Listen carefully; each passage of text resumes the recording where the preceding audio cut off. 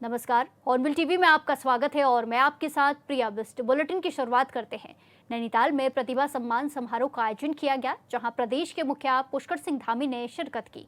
इस दौरान सीएम धामी ने प्रधानमंत्री नरेंद्र मोदी के मन की बात कार्यक्रम का 126वां एपिसोड सुना। वहीं प्रतिभा सम्मान कार्यक्रम में सीएम ने मेधावी छात्र छात्राओं को सम्मानित किया और सभी को उज्जवल भविष्य की शुभकामनाएं की। कार्यक्रम को संबोधित करते हुए सीएम ने कहा कि प्रदेश की शिक्षा व्यवस्था को और अधिक आधुनिक बनाने का काम सरकार कर रही है।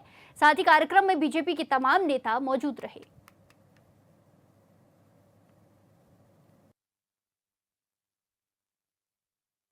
उत्तराखंड देश का ऐसा पहला राज्य बन गया है जहां बुनियादी शिक्षा के लिए राज्य पाठ्य चर्चा कार्यक्रम रूपरेखा तैयार की गई है। यही नहीं, विद्यालय में विद्यार्थियों की रचनात्मकता को और बढ़ावा देने हेतु बस्ता रहित दिवस को भी पाठ्य चर्चा में शामिल किया गया है। आप सबने देखा होगा, अभी कुछ ही दिनों पहले अगर घर में छोटे बच्चे होंगे तो बस्ता रहित दिवस मेरे ख्याल से कल ही था, देहरादून में तो कल था, एक दिन पहले।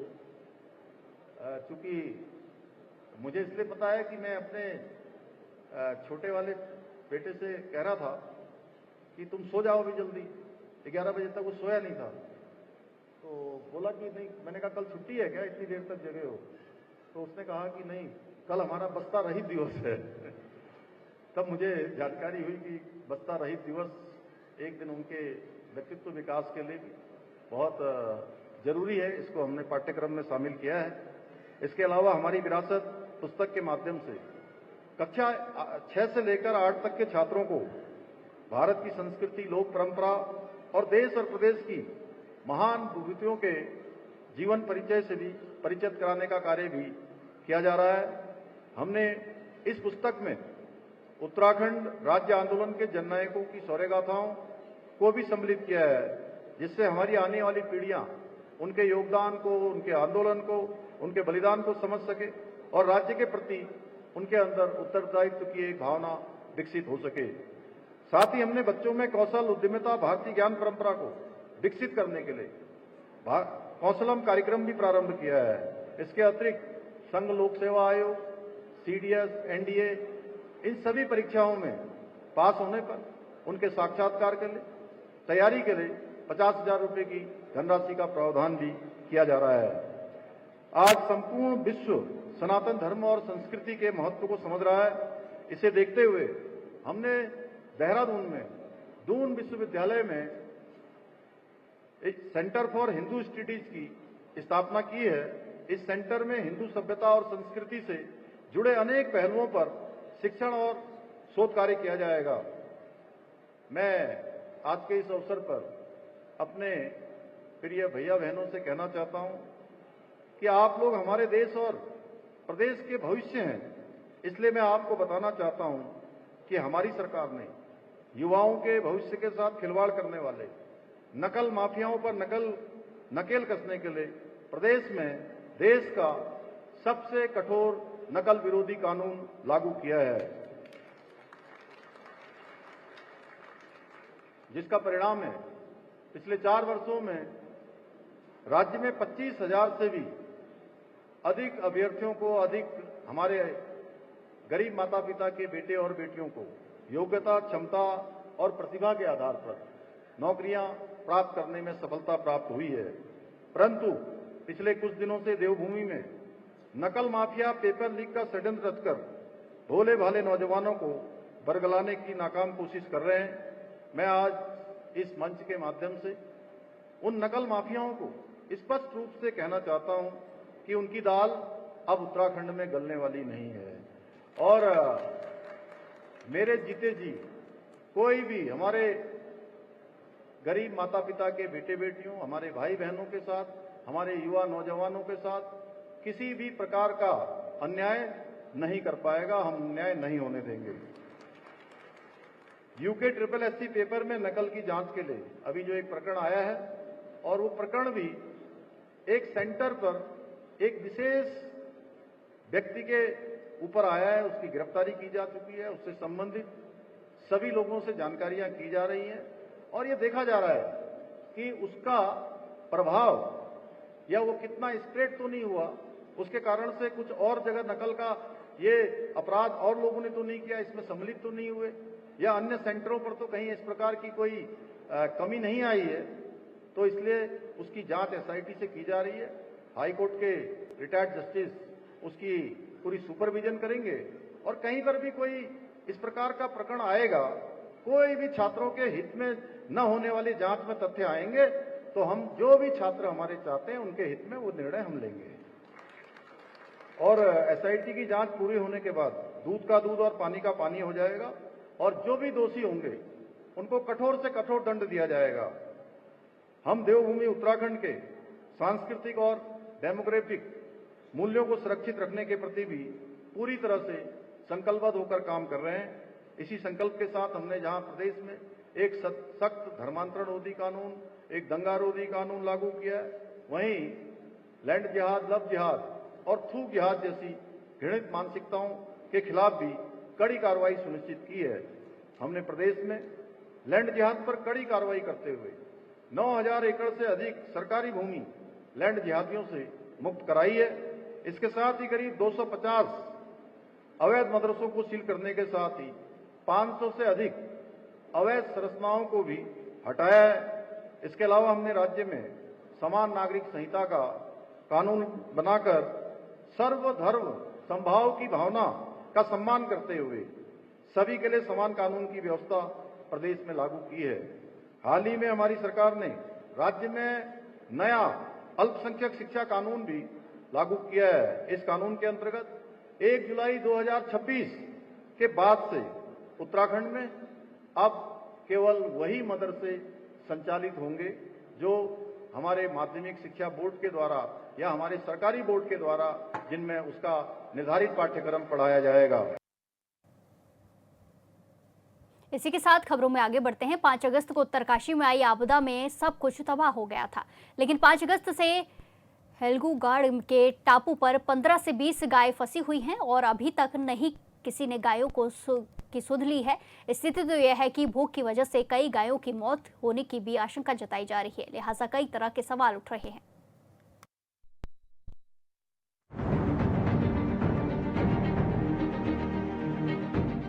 उत्तरकाशी के धराली आपदा के समय से 15 से 20 गायें हेलगूगाड़ के पास टापू पर फंसी हुई हैं, जिनमें कई गायों की भूख से तड़पकर मौत हो गई है। पर दुखद पहलू यह है कि आज तक किसी ने भी इन गायों की सुध नहीं ली और आज ये गायें भूख के कारण दम तोड़ रही हैं। अगस्त 2025 को जनपद उत्तरकाशी के धराली, हर्षिल और सोनगाड़ नामक स्थान पे जो काफ़ी बाढ़ आई थी, जिस कारण यहाँ पर जो बटवाड़ी ब्लॉक के विभिन्न गांव के जो ग्रामीण हैं वो अपने मवेशियों के यहाँ पे चुनचुगान के लिए है जो छोड़ देते हैं, और यहाँ पे करीबन 35 से 40 मवेशी हुआ करते थे, उससे अतिरिक्त भी हो सकते हैं। लेकिन जो 5 अगस्त को जो डिजास्टर आया था, जिस कारण है जो करीबन 25 से 30 जो मवेशी है वो है जो मलबे की चपेट में आ गए, जिस कारण है जो उनकी मृत्यु हो गई। लेकिन जो मवेशी बच गए उसमें से 13-14 जो मवेशी आप वीडियो के यहाँ सामने भी देख सकते हैं, कुछ यहाँ पे कुछ आगे, तो यहाँ पे अभी भी 12-13 मवेशी है जो फंसे हुए हैं। और 25 तारीख हमारे द्वारा जो जिलाधिकारी महोदय को अवगत कराया गया था, लेकिन जिलाधिकारी महोदय द्वारा तत्काल संज्ञान लिया गया और 25 तारीख को है जो जिलाधिकारी महोदय ने यहाँ पे 6 PWD के जवान और 5 फायर के जवान और हम यहाँ पे और फॉरेस्ट भी आई थी और पटवारी भी मौके पे पहुँचे थे। लेकिन फॉरेस्ट विभाग के जो DFO साहब है उनकी अनुमति न होने के कारण यहाँ से जो रेस्क्यू नहीं कर पाए, क्योंकि पुलिया बनानी थी वहाँ पे और पेड़ काटने के जो आदेश नहीं थे DFO साहब के द्वारा, जिस कारण है जो इन मवेशियों का है जो रेस्क्यू नहीं कर पाए। वैसे कहने को तो कई संगठन गायों के नाम से रोजी रोटी चला रहे हैं, पर हकीकत क्या है तस्वीरों में दिखाई दे रहा है। हालांकि आपदा मित्र राजेश रावत के आग्रह पर जिला प्रशासन ने एक बार यहां टीम भेजी थी, पर फॉरेस्ट विभाग की टीम की तरफ से अस्थायी पुल के लिए पेड़ काटने की अनुमति न दिए जाने के कारण इन गायों का रेस्क्यू नहीं किया जा सका है।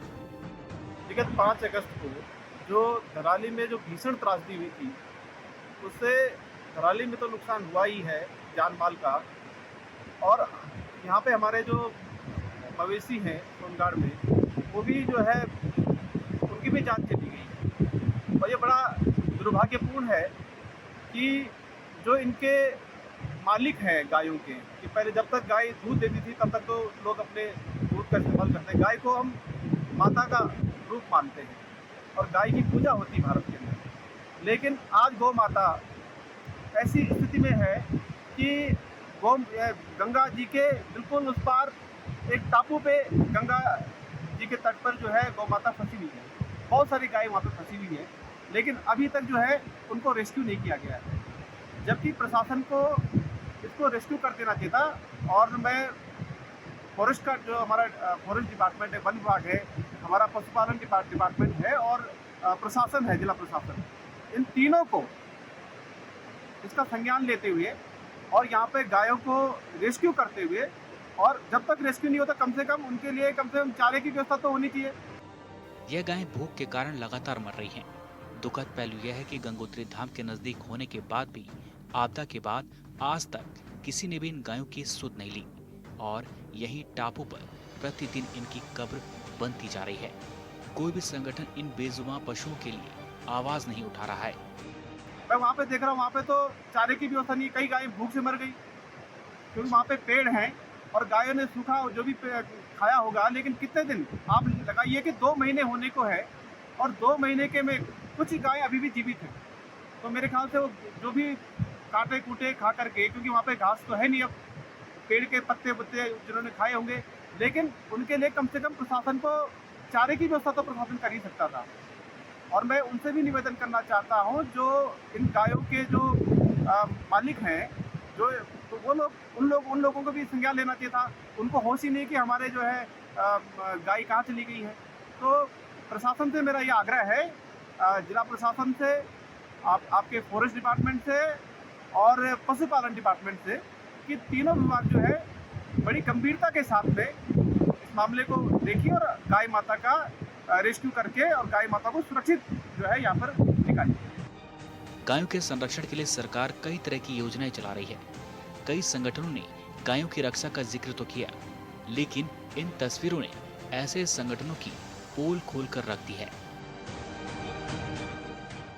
उत्तरकाशी से हॉर्नबिल टीवी के लिए दीपक नौटियाल की रिपोर्ट।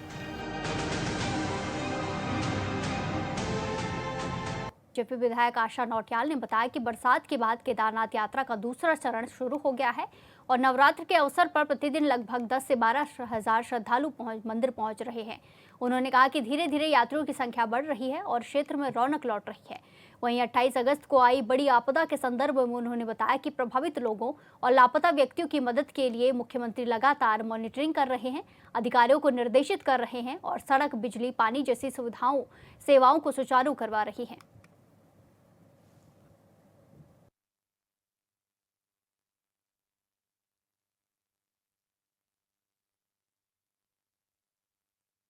देखिए, अभी बरसात के बाद द्वितीय चरण की यात्रा प्रारंभ हो गई है दुर्गा नवरात्रों से, और काफी मात्रा में यात्रियों ने, भक्तजनों ने और श्रद्धालुओं ने वहां पर आना प्रारंभ कर लिया है। हर दिन का जो आंकड़ा है वो अभी 10 से 12 हजार का है कि जो केदारनाथ पहुंच रहे हैं, और अभी ये आंकड़ा धीरे धीरे बढ़ेगा। तो निश्चित तौर पर धीरे धीरे यात्री आने लगे हैं, लोगों में उत्साह है और रौनक है क्षेत्र में। दूसरा विषय, हमारे यहाँ पर जो आपदा आई, बहुत 28 अगस्त को जो बहुत बड़ी आपदा वहाँ पर आई है, उससे काफी लोग प्रभावित हुए हैं। कुछ लोग अभी भी लापता हैं, जो अभी भी मिल नहीं पाए हैं। लेकिन उस आपदा को जिस तरह से हमारे माननीय मुख्यमंत्री जी ने लगातार मॉनिटरिंग करके लोगों को प्रभावित परिवारों से लेके प्रभावित क्षेत्र के लिए जिस तरह से उन्होंने वहां पर लगातार मॉनिटरिंग करके अधिकारियों को निर्देशित करके उसको व्यवस्थित करने का काम किया, हमारी तमाम रोडें, बिजली, पानी समय पर वहां पर लोगों को सुचारू करने का काम किया। इसके लिए मैं माननीय मुख्यमंत्री जी का बहुत बहुत धन्यवाद करती हूँ।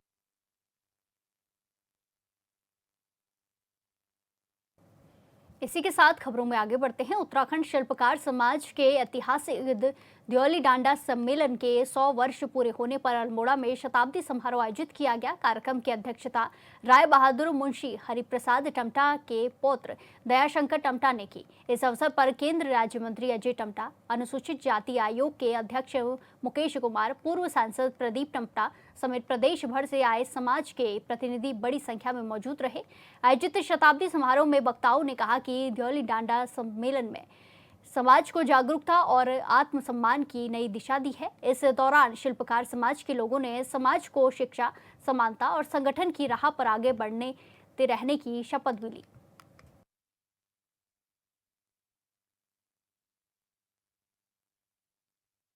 आज से 100 बरस पहले 24-25 को अल्मोड़ा के डोली डाला क्षेत्र में जब हम अपनी आज़ादी के लिए लड़ाई लड़ रहे थे, तो उत्तराखंड के शिल्पकार अपनी आज़ादी के लिए, माना होने की आज़ादी के लिए लड़े थे। और उस समय 2 महामानव हुए थे, हरिप्रसाद टमटा जी और खुशी राम जी। उन दोनों के संयुक्त प्रयास से डोली डाला में हजारों लोग इकट्ठा हुए थे अपनी मानवीय गरिमा को आगे बढ़ाने के लिए, शासन प्रशासन में अपने अधिकारों के लिए। आज यहाँ पर बैठे हुए तमाम समाज के सभी वर्गों ने, एक और विशेष शिल्पकार के हमारे लोग उन्हीं महामानवों को याद करने के लिए इकट्ठा हुए हैं। और 100 वर्ष के बाद आज क्या स्थिति है, आज कौन सी चुनौती है, आज फिर इन वर्गों के ऊपर तमाम तरह के अत्याचार, तमाम तरह के विपदाएं आ रही हैं। तो आज की चुनौतियों के संदर्भ में भी विचार होगा। तो मैं समझता हूँ ये ऐतिहासिक उपलब्धि है। और जब हमेशा इतिहास में अपने नायकों को हमेशा लोग याद करते, तो आज उन्हीं नायकों को स्वर्गीय हरिप्रसाद टमटा जी के नेतृत्व में जिन्होंने संघर्ष किया था, उन सब नायकों 100 वर्ष के वर्षगांठ मनाने। उत्तराखंड में बीजेपी की डबल इंजन वाली सरकार है और सरकार का कहना है कि राज्य तेजी से तरक्की कर रहा है, जो प्रदेश के कई जिलों के लिए अपने आप में बड़ा सवाल है। स्थिति तो यह है कि अल्मोड़ा के कई इलाकों में वर्षों से सड़कों का डामरीकरण तक नहीं किया गया है, लिहाजा हल चलाकर स्थानीय लोग विरोध कर रहे हैं।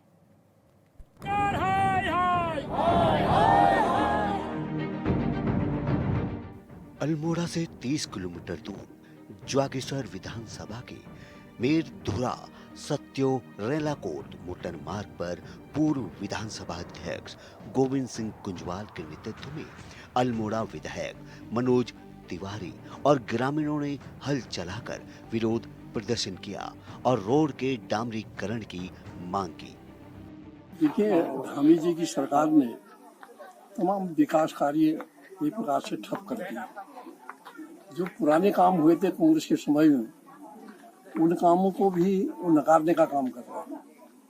जो कटे थे रोडें, उनमें डामरीकरण का काम नहीं हो पा रहा है। और सड़क किस तरह की है ये आपको मालूम, आपने स्वयं देख लिया है। और साथ में लंबे समय से इनकी मांग चल रही है। कई बार पीडब्ल्यूडी के ऑफिस में जा करके इन्होंने ज्ञापन भी दिया है, लिखित भी दिया है, रोज हल्ला कर रहे हैं। इससे पूर्व भी अखबारों में सारा प्रकरण आया हुआ है। दीवान सतवाल जी जो इस क्षेत्र के क्षेत्र पंचायत के सदस्य हैं, उनकी तरफ से। लेकिन उसके बाद भी जब इन्होंने कोई उसमें काम आगे बढ़ाने का प्रयास नहीं किया, तो आज ग्रामीणों ने को इस धरना देने के लिए बाध्य होना पड़ा। और उन्होंने यहाँ पर हल्का धरना दिया क्योंकि काम धंधे के दिन है। लेकिन ये जरूर है कि अगर आज के ज्ञापन के बाद इसमें काम नहीं होता है, ये आगे नहीं बढ़ता है, इसमें काम प्रारंभ नहीं किया जाता है, तो निश्चित रूप से फिर एक बड़ी संख्या को ले जा करके लोक निर्माण विभाग के कार्यालय को घेरने का काम किया जाएगा। कांग्रेस जिला महामंत्री एवं क्षेत्र पंचायत सदस्य दीवान सतवाल ने कहा कि सत्यो रेलाकोट मोटर मार्ग का निर्माण होते समय किसानों की जमीन कटी थी, जिसका मुआवजा आज 10 वर्षों बाद भी उन्हें नहीं मिला है। इसके अलावा सत्यो रेलाकोट मेरधुरा सत्यो से कल्पेश्वर मोटर मार्ग आज बदहाल स्थिति में है। देखिए, आप समझ सकते हैं कितना गंभीर मामला हो सकता है। जिस जमीन को लोगों ने दे दी थी और जिसका 12-14 साल से मुआवजा नहीं दे पाई भाजपा सरकार, उसमें हम लोगों ने आज हल जुताई का काम करने का काम किया, सत्यू से रालाकोट मोटर मार्ग का नाम।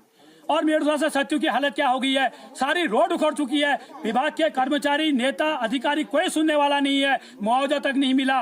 और उस रोड में हमने आज हल जुताई करके भाजपा की सरकार को चेताने का काम किया है। वही नहीं, यहाँ से कपिलेश्वर तक का मार्ग हो, चाहे जिफल्टा तक का हो, जिफल्टा से कोकिला गांव बिसौत का मामला हो, चाहे रतखान से रालाकोट का मामला हो, चाहे रतखान वाली रोड का मामला हो, ये सारे मसलों को लेकर के हमने 1 दिवसीय कार्यक्रम आज यहाँ पर किया है। और इसके बाद भी सरकार चेती नहीं, विभाग नहीं चेता। 1 माह के अंदर किसानों का मुआवजा नहीं मिला और इन रोडों का कोई लिखित आश्वासन हमको नहीं मिलता है। हम लोग विभाग का घेराव करेंगे। अगर नहीं चेतेगी सरकार, हम नेताओं को घेरने का काम करेंगे। कांग्रेस का आरोप है कि लगातार सड़कों के सुधारीकरण की मांग की जा रही है, पर विभाग सुनने को भी तैयार नहीं। अब कांग्रेस कार्यकर्ताओं ने चेतावनी दी कि यदि 1 माह के भीतर सभी सड़कों का सुधारीकरण कार्य प्रारंभ नहीं हुआ तो कांग्रेस कार्यकर्ता समेत ग्राम वासियों के साथ लोक निर्माण विभाग का घेराव कर आंदोलन का बिगुल फूंक देंगे। देश में भारतीय जनता पार्टी की सरकार आई है, तब से लगातार हम मेरदुरा से लेकर सत्यू मोटर मार्ग के सुधारीकरण की मांग को कर रहे हैं और सत्यू से लेकर रेलाकोट के जो मोटर मार्ग है इसके सुधारीकरण डामरीकरण की मांग को कर रहे हैं कि शीघ्र किया जाए। और उसके साथ साथ जो ये मोटर मार्ग कटा है, ये पूरी नाप भूमि में कटा है। जो हमारे कृषक हैं, जो वर्षों से इसमें मुआवजा मिले करके उनको शीघ्र मुआवजा मिले। और इसके साथ साथ सत्यू से उरेगी सिमल्टी सहज भाटकोट जो मेरी विधानसभा के अंतर्गत भी आता है, उसको हमने शासन को RWE विभाग से, ग्रामीण निर्माण विभाग से उसका एस्टीमेट भेजा है। हमने प्रधानमंत्री ग्राम सड़क योजना को भी लिखा है और PWD से भी कहा है कि शीघ्र उसको DPR बना के भेजे। कुछ भेज दिया, लेकिन सरकार के कान में जू नहीं रेंग रही है। हमारी मांग है कि इसको जल्दी पूरा किया जाए, नहीं तो हम विभाग को घेरने का काम करेंगे। और आज हमने एक नया तरीका यहाँ किया कि पूरे ग्रामीण महिलाओं के नेतृत्व में, शौच का महीना है, यहाँ के पुरुषों के नेतृत्व में आज हमने ये जो हमारे बैल हैं उनसे इस जो खस्ता हाल मोटर मार्ग है, ये रोड को हम जो खस्ता दिख रही है इसको जोतने का काम किया और ये सरकार को आईना दिखाने का काम किया कि इसमें जल्दी ही डामरीकरण स्वीकृत किया जाएगा। कहने को तो राज्य में 2017 से ही बीजेपी की डबल इंजन वाली सरकार, बल्कि अब तो ट्रिपल इंजन की सरकार है। फिर भी इस तरह की तस्वीरें कई सवालों को जन्म देती है, जिसका जवाब का इंतजार करना राजनीति करने वालों से बेईमानी लगता है। Bureau report, hornbill TV. जमीन का मुआवजा जल्दी दो। इसी के साथ खबरों में आगे बढ़ते हैं। 21 सितंबर 2025 को यूके SSSC पेपर लीक मामले में लोहाघाट विकास संघर्ष समिति ने गहरी नाराजगी जताई है। आज शनिवार 27 सितंबर को लोहाघाट विकास संघर्ष समिति के पदाधिकारियों ने संघर्ष समिति अध्यक्ष विपिन गोरखा के नेतृत्व में भर्ती पेपर लीक मामले में CBI जांच की मांग करते हुए SDM लोहाघाट नीतू डांगर के माध्यम से महामहिम राज्यपाल को ज्ञापन सौंपा। संघर्ष समिति अध्यक्ष विपिन गोरखा और पदाधिकारियों ने कहा कि पेपर लीक होने से प्रदेश के लाखों प्रशिक्षित बेरोजगार युवाओं के साथ छलावा हुआ है। प्रदेश का युवा दिन रात कड़ी मेहनत कर बड़ी मेहनत से पेपर देता है ताकि उसको सरकारी नौकरी मिल सके और वो अपने परिवार का सहारा बन सके, लेकिन जब इस प्रकार से पेपर लीक होते हैं तो बेरोजगारों के साथ साथ अभिभावकों का विश्वास भी सरकार से उठ जाता है। लोहाघाट विकास संघर्ष समिति आज अपने पूरी कार्यकारिणी के साथ यहाँ उपजिलाधिकारी महोदय के कार्यालय में आए हैं और हमने उपजिलाधिकारी महोदय के माध्यम से महामहिम राज्यपाल महोदय को एक ज्ञापन दिया है। और ज्ञापन में हमने ये मांग किया है कि जो ये पेपर लीक मामला जो सामने आ रहा है, जो कहीं ना कहीं बच्चों के साथ और उनके अभिभावकों के साथ भी अन्याय हो रहा है। कहीं ना कहीं बच्चा दिन रात मेहनत कर रहा है और अपना पूरा का पूरा समय ये पेपरों में लगा रहा है कि हम कुछ सरकारी नौकरी मिलेगी कर, लेकिन आज स्थिति परिस्थितियाँ यह हो गई हैं कि हर बार पेपर लीक करने का देखने को मिलता है। और हम इसी सिलसिले को देखते हुए हम CBI जांच की मांग करते हैं और हम बेरोजगार युवाओं के साथ खड़े हैं और उनको समर्थन भी देते हैं। उनकी जायज़ मांगों को हम समर्थन देंगे और कहीं पे अगर हमें ज़रूरत, ऐसी युवाओं को हमारी ज़रूरत पड़ती है तो साथ ही साथ हमारी बस एक सूत्री मांग है कि CBI जांच हो। देखिए, ये बहुत दुर्भाग्यपूर्ण स्थिति है। उत्तराखंड राज्य का निर्माण केवल यहाँ की जवानी और पानी को रोकने के लिए किया गया था, लेकिन आज हम दोनों जगह असफल हैं। अव्वल तो नियुक्तियाँ निकलती ही नहीं है, और कोई पोस्ट अगर निकलती भी है तो उसमें पेपर लीक हो जाता है। बच्चा पेपर दे के घर बाद में पहुँचता है और लीक की खबर पहले आ जाती है। ये बहुत दुर्भाग्यपूर्ण स्थिति है। इस बुलेटिन में फिलहाल के लिए इतना ही। बाकी तमाम खबरों के लिए देखते रहिए हॉर्नबिल टीवी। नमस्कार।